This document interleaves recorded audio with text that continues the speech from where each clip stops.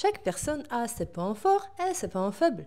Il y a celles et ceux qui écrivent super bien, inventent des histoires mais n'y comprennent rien aux maths, et d'autres qui calculent tout de tête, qui ont une super mémoire mais sont incapables de se repérer dans l'espace ou même de monter un meuble Ikea.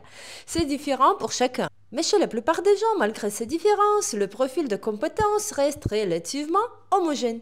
Oui, il y a des domaines où on est moins bon, mais l'écart n'est pas dramatique. On reste dans une certaine cohérence. Mais chez les personnes autistes, et pas que, mais surtout chez elles, on voit souvent une toute autre image. Ce qu'on appelle un profil cognitif hétérogène ou un profil irrégulier des compétences. Qu'est-ce que ça veut dire ? Ça veut dire que les différentes fonctions cognitives se développent de façon très inégale. Si on mettait ça sur un graphique, ce ne serait pas une courbe douce, mais un zigzag. Par endroits, on a un pic des compétences largement au-dessus de la moyenne et juste à côté, un effondrement des compétences presque au niveau d'un handicap cognitif. Et c'est exactement ça, un profil irrégulier. Et sur l'image que vous voyez là, il y a deux graphiques. Celui en bas avec la ligne relativement plate, c'est un exemple de profil classique. Oui, il y a des différences selon les domaines, mais elles ne sont pas énormes. Et celui qui ressemble à une montagne russe, c'est le profil irrégulier. Et maintenant, on va essayer de comprendre d'où ça vient, pourquoi c'est souvent lié à l'autisme et surtout comment ça se manifeste dans la vraie vie, pas juste sur un papier. Alors, d'où vient cette notion de profil irrégulier ? Pour comprendre, il faut un petit détour par la psychologie. Quand les psys évaluent les capacités cognitives, ils utilisent souvent ce qu'on appelle le test de Wechsler. C'est le test d'intelligence le plus courant dans les pays occidentaux. Il y a une version enfant et une version adulte. Ce test existe depuis les années 50 et une version encore plus ancienne date de 1939. Mais bien sûr, elle a été mise à jour plusieurs fois depuis. Le test est divisé en plusieurs blocs qui mesurent différents aspects du fonctionnement cognitif. Les capacités verbales, le langage, la compréhension, le vocabulaire, le raisonnement perceptif, donc la logique et la perception, les compétences visuo-spatiales, la mémoire de travail et la vitesse de traitement de l'information. Et pour chaque bloc, on obtient un score distinct, ce qui permet de voir où sont les forces et les faiblesses. Et déjà dans les années 70, on a remarqué que les enfants autistes obtenaient des résultats très contrastés selon les blocs. Par exemple, un enfant pouvait avoir un excellent score en tâches visuelles, comme reconstituer des figures avec des cubes par exemple, mais totalement rater les exercices de compréhension verbale. Et c'est ça qui a donné naissance à la notion de profil irrégulier. Mais il faut remettre dans le contexte. On était dans les années 70. À l'époque, le mot spectre n'existait même pas encore et le syndrome d'Asperger non plus. L'autisme était vu comme une sorte de schizophrénie infantile, donc les données de l'époque sont à prendre avec des pincettes. Plus tard, quand les études ont commencé à inclure des personnes avec un profil Asperger, on a vu l'inverse. Chez elles, ce sont les compétences verbales qui ressortaient et le visuel qui posaient problème. Et depuis, l'autisme est de plus en plus compris comme un spectre, c'est-à-dire un ensemble très large de manifestations possibles. Une personne peut être ultravisuelle et ne voir aucune aisance à l'oral. Une autre, c'est l'inverse. Une troisième aura une mémoire de travail digne d'un génie, mais une vitesse de traitement ultra lente. Et les trois sont dans le spectre. Donc oui, les choses ont évolué, mais le terme profil irrégulier est resté. Il est encore utilisé aujourd'hui dans le cadre du diagnostic, surtout dans les pays anglo-saxons. D'ailleurs, dans pas mal de comptes TikTok d'autistes anglophones, on voit souvent des gens raconter que dans leur test de Wechsler, on n'a même pas pu calculer leur QI global parce que l'écart entre les blocs était trop grand. En général, si la différence dépasse 20 points, le score final n'est même pas interprété parce qu'il ne reflèterait pas les capacités réelles de la personne. Et maintenant, ce qui est peut-être le plus parlant, les compétences éclatées ou fragmentées. C'est un terme qui revient souvent dans la communauté autiste pour décrire un phénomène très concret. En gros, c'est quand tu sembles avoir un super talent dans un domaine, mais ce talent est hors contexte, isolé, déconnecté du reste. Il ne s'inscrit pas dans un ensemble de compétences cohérentes. Il ne se transfère pas à des situations proches. Il est là, seul. D'où le terme éclat. C'est un fragment, pas un outil utilisable. Exemple concret. Une personne connaît par cœur toutes les statistiques du foot, mais ne comprend même pas les règles du jeu.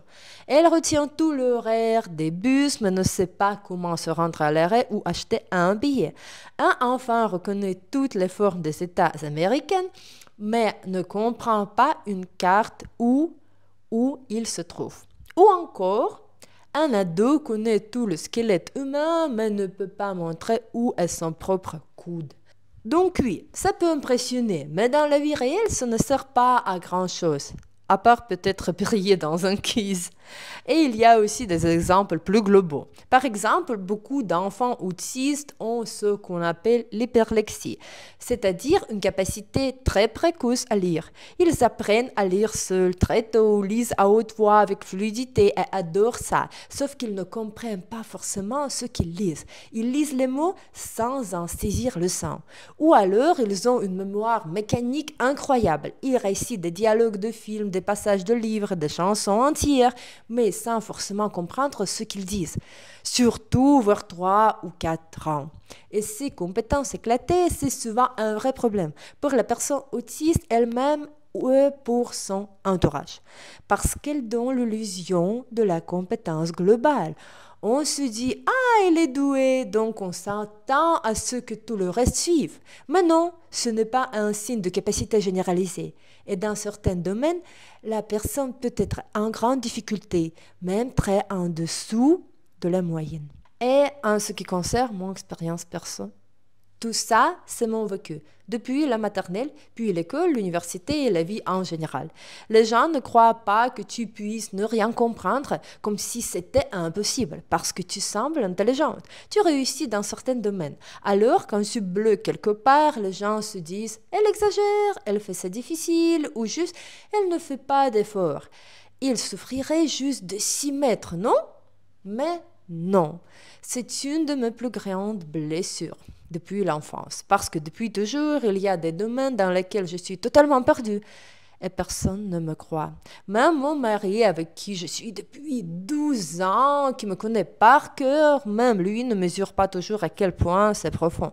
Par exemple, j'ai des grosses difficultés en visio-spatiale et dans les dernières années de lycée, je ne comprenais même pas pourquoi la paroi du fond d'un parallélépipède est un pointillé. Je ne peux pas lire un graphique. Pour moi, c'est une suite de symboles sans lien. Et oui, je peux m'entraîner. Je peux passer 4 à 5 heures par jour à bosser et je le fais. Mais le progrès est ridiculement lent par rapport aux efforts fournis. Même après des mois de travail, je reste très loin de la moyenne.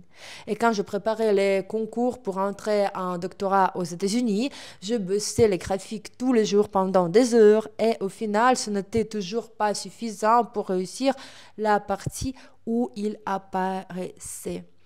Et au fond, c'est ça, le profil irrégulier. C'est pas juste une question d'intelligence, c'est aussi la vitesse de traitement, la mémoire de travail, les réactions sociales. Et ce décalage, il est partout. Et en fait, d'après mon expérience et aussi d'après toutes les discussions que j'ai eues avec d'autres personnes neuroatypiques, je pense que le problème est encore plus complexe. C'est un peu comme une forme d'hypercompensation, je pense. Dans une compétence forte, parfois vraiment exceptionnelle, mais le reste est tellement bancal que tu tiens sur cette force comme tu peux. Tu compenses tout avec ça. Tu t'y accroches pour avancer. Moi, par exemple, je l'ai déjà dit, je suis hyperlexique et j'adore tout ce qui touche au texte, vraiment, mais à un point presque absurde. Le texte, pour moi, c'est littéralement la seule forme de communication qui fonctionne vraiment. C'est en lisant que je comprends, pas en écoutant. Même les films dans ma langue maternelle, je les regarde avec les sous-titres. Et si on me dit un truc important, je demande souvent à ce qu'on me l'écrive, parce que sinon je ne vais pas capter ou alors je vais l'oublier. J'ai une très bonne mémoire.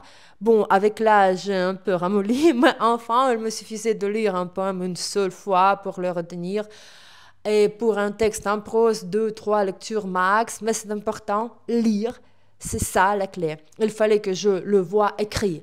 Lire et ensuite dire dans ma tête plusieurs fois, mais sans lecture visuelle, rien ne rentrait. Et alors, pour résumer, je répète encore une fois, en vrai, le profil irrégulier, ça touche à tout. Parce que comme vous l'avez vu, on n'évalue pas que l'intelligence, on regarde aussi la vitesse de traitement, les réactions, la mémoire de travail. Et du coup, des compétences sociales très faibles chez une personne portant un super analytique, bien ça aussi, c'est un profil irrégulier. Avoir des compétences pro hyper pointues, mais galérer à faire tourner son quotidien, c'est pareil. C'est juste une autre forme du même truc. Et comme j'ai déjà dit, je suis sûre que beaucoup d'entre vous voient de quoi je parle. Et dans la section commentaires, vous pouvez décrire votre expérience et dire si vous vous reconnaissez et à quel point ce profil régulier vous complique la vie au quotidien.